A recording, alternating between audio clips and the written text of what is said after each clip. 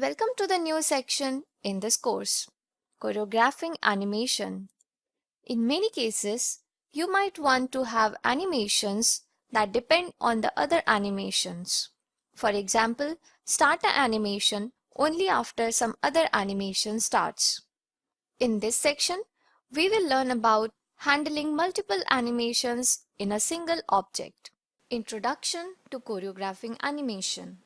Here, you might want animation B to run after animation A, or you might want both the animations A and B to execute simultaneously.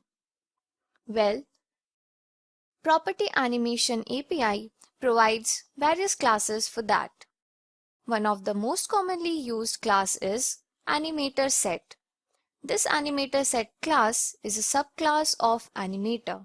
Using Animator Set, you can define the sequence in which multiple animations will be executed. Now you might want number of animations to be executed at the same time, or let's say parallelly.